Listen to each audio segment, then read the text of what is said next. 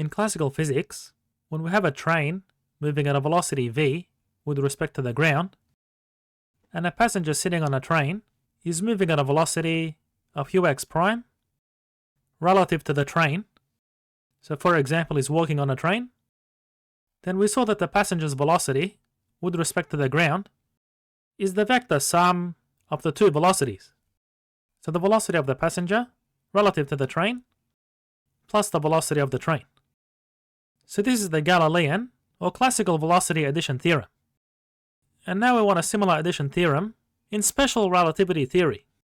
So for the special case, where we consider the velocity along the common primed and unprimed x direction of the two inertial frames, so the primed frame of the train is moving at a relative velocity of v relative to the ground frame. So we can write the passenger's velocity in the primed frame as the derivative of the position of the passenger with respect to time in the primed frame. So essentially the displacement of the passenger can be written as the velocity by the time interval delta t prime. Now using the chain rule, we can write this as the derivative of x prime with respect to time t by the derivative of t with respect to t prime. So rewriting this expression, we get dx prime dt on dt prime dt. So using the Lorentz transformation equations, which are written in terms of the Lorentz factor, which is constant for shorthand notation, we have gamma by dx dt, which is the velocity of the passenger according to a ground observer, and minus v on the derivative of t prime with respect to t, so we have gamma being a constant, and 1 minus dx dt, which is ux, by the constant v on c squared. So simplifying this expression, we can cancel the Lorentz factor, and we get ux prime as follows. So we can obtain the inverse relationship in a similar way we obtain the inverse Lorentz transformation equations. So what we do is swap ux and ux prime and negate the relative velocity. So in the denominator, we get 1 minus ux prime, and negating v, we get a plus on c squared.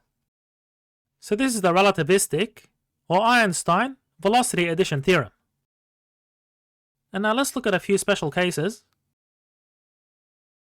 So for the case where u prime and v are much smaller in magnitude than the speed of light, then the term on the right in the denominator is virtually 0 compared to 1, and this equation becomes the Galilean or classical velocity addition theorem. Now at the other extreme end, if u prime is equal to the velocity of light, then we get ux is equal to c plus v on 1 plus cv on c squared, which is the same as v on c. So what we get is c plus v on c plus v on c. So these terms cancel, and c goes in a numerator. So essentially, the velocity, according to a ground observer, is always equal to the velocity of light, no matter what the relative velocity is between the frames, if the prime velocity of the passenger is equal to the velocity of light. So that means the passenger is a light pulse, and recall that in our assumption to derive the Lorentz transformations, that all observers must measure the same speed c. So in this case, any velocity that's added to the velocity of light gives the resultant velocity of light. We can use the Einstein velocity addition theorem to explain the observed results of experiments that were designed to test the emission theories that we've seen earlier. So one of those experiments was de Sitter experiment, where the basic result was that the velocity of light was independent of the velocity of the source. So no matter what the velocity of this star is in its Keplerian orbit, the speed of light measured by an observer in the unprimed frame is always constant. So both observers in both frames measure a constant speed of light. Here we take the primed frame as the frame of the star or the source emitting the light.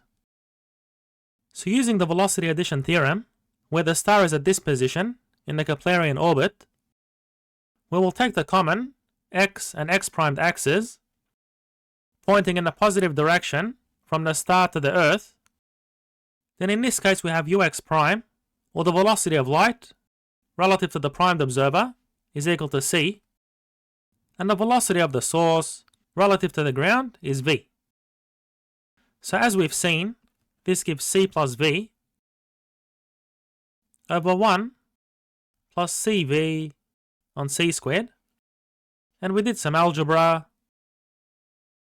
and we ended up with c plus v on c plus v on c, and this gives the velocity of light.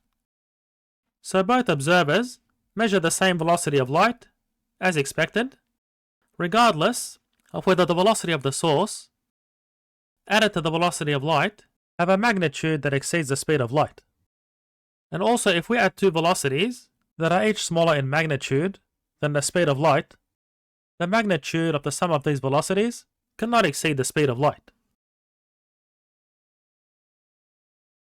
Now we'll consider an object on a train that has a general velocity relative to the primed frame, or the train. So this may have components in the x, y, and z directions. So the component of the velocity in the y direction in the primed frame can be obtained by differentiating the y position of the object with respect to time in the primed frame. So in a similar way to the x direction, we use the chain rule. So we have dy prime dt by the derivative of t with respect to t prime, which we can rewrite as dy prime dt on dt prime dt. So using the Lorentz transformation equation, we get ui prime is equal to dy dt, which is the velocity of the object in the ground frame, on dt prime dt, which is the Lorentz factor, by 1 minus the velocity in the x direction by v on c squared. So given the Lorentz factor is the reciprocal of this factor, then we can take it in the numerator. So what we have is the square root of 1 minus v squared on c squared. And similarly, we can obtain an inverse relationship by interchanging the primed and unprimed velocities and negating the relative velocity.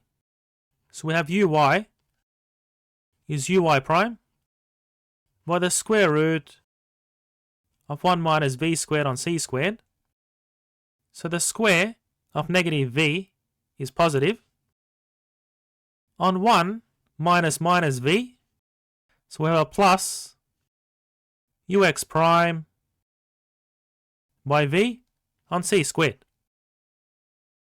And similarly, uz prime and uz, being the components of the velocity in the z direction, are exactly identical to these expressions, except you swap the y subscripts with z. Given the inverse velocity addition relationships that we derived, suppose we have a special case where the passenger on this moving train does not have a velocity component in the x direction. So we have ux prime is equal to 0. So in that special case, we have the velocity observed from the ground in the x direction is simply the relative velocity of the train with respect to the ground. And the y component, according to an observer from the ground, is equal to ui prime by the square root of 1 minus v squared on c squared. And similarly, the z component is uz prime by the square root of 1 minus v squared on c squared. So regardless of whether there's no length contraction observed in the y and z directions, according to the Lorentz transformations, we still have this factor for the velocity components in those directions. So this occurs because the velocity is the derivative of the y position with respect to time. So therefore time dilation is involved because the time coordinate is involved. So therefore this special case of the velocity transformation is the effect of time dilation. Two protons are accelerated in opposite directions, each having a speed of 0.8 c, relative to a stationary observer in the laboratory. What is the speed of one of these protons measured from the other? So we can choose an observer sitting on one of these protons as the primed observer. So this observer has a velocity of 0.8 c pointing to the right. And we're going to compare the results using both the relativistic and classical velocity addition theorems. So using the relativistic theorem first, we have the velocity of the proton according to the primed observer is equal to the velocity of this proton according to the stationary observer minus the relative velocity of the primed observer with respect to the unprimed observer on 1 minus ux by v on the square of the speed of light. So here ux is minus 0.8 c, with the velocity of the proton points in a negative x direction, and minus v, which is 0.8 c to the right, on 1 minus ux, which is minus 0.8 c, multiplied by 0.8 c on c squared. So if we calculate this out, we get a velocity equal to minus 0.98 by the speed of light. Now using the Galilean transformation, we have ux prime is ux minus v, so that will be simply minus 1.6 by the speed of light. So the relativistic velocity, measured by the primed observer, has a magnitude smaller than the speed of light, whereas the Galilean transformation gives a velocity with a magnitude that exceeds the speed of light. So this would be incorrect because matter and energy can't travel faster than the speed of light. Derive Fresnel's drag coefficient from the relativistic velocity addition theorem. So Fresnel's drag coefficient was equal to 1 minus the reciprocal of the square of the refractive index of the medium. So for example, if we have light rays traveling through a water medium, so our water medium is flowing at a velocity